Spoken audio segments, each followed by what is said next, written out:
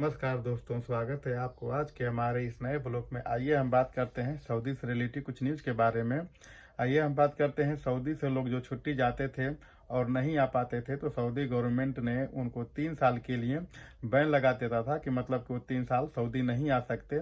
लेकिन अभी ऐसा नहीं है, अभी जो नियम है कुछ चेंज हो गया है। जैसे कि आपका 3 साल ज़रूरत नहीं है कि 3 साल ही रुकेंगे। अगर आप सऊदी आना चाहते हैं तो 3 साल के अंदर कभी भी आ सकते हैं, कभी भी आ सकते हैं, कोई मुश्किल नहीं है। कोई ज़रूरी नहीं है कि 3 साल ही होगा। अब जो है आप गए, अगर आपका इकामा, अगर आप छुट्टी अगर गए हैं, अगर आपका टाइम ख़त्म होने वाला है और रुकना चाहते हैं, तो आपका अगर इकामा सऊदी अरब में है, अगर इकामे में अगर आपका टाइम है, अभी इकामे में अगर आपका ज़्यादा टाइम है, तो आप जो छुट्टी बढ़वा सकते हैं, आपको कोई दिक्कत नहीं होगी।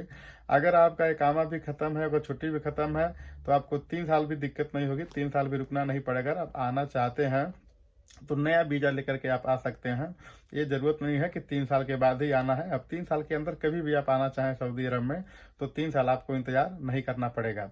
ये सऊदी और गवर्नमेंट ने अनाउंसमेंट किया है कि नया वीज़ा आप इशू करा सकते हैं और एंट्री आ सकते हैं, कोई दिक्कत नहीं होगी आपकी। और उन लोगों को बताना चाहता हूँ जो लोग सऊदी अरब में नेट चलाते हैं बहुत, जैसे हमारे ड्राइवर भाई हो गए, जिससे कि और लेबर हो गए, कई देशों के लोग हैं, तो लोग वीपीएन चलाते थे और वीपीएन में जो है इंटरनेट पता नहीं कैसे चलाते हैं, हमको नहीं पता है।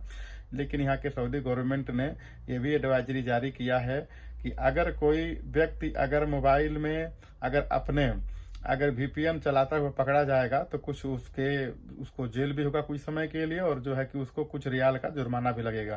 तो आपसे अनुरोध है, जितने भी प्रवासी लोग हैं, खारजी लोग हैं, उनसे अनुरोध है कि भाई आप 2 रुपए के चक्कर में वीपीएन ना चलाएं। अगर आपको कोई दिक्कत हो जाएगी तो मान लीजिए उससे ज़्यादा नुकसान पड़ेगा, इसलिए कि उस पर पेनाल्टी बहुत ज़्यादा है।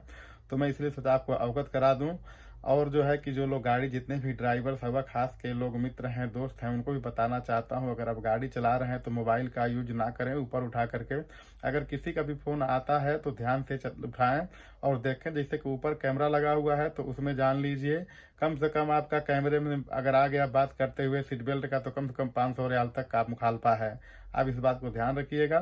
सऊदी से रिलेटेड किसी भी न्यूज़ को अगर जानकारी आपको चाहिए तो हमारे आप कमेंट बॉक्स में कमेंट जरूर करिएगा, और सऊदी से रिलेटेड आपको हम हर प्रकार का न्यूज़ आपको देते रहेंगे। धन्यवाद।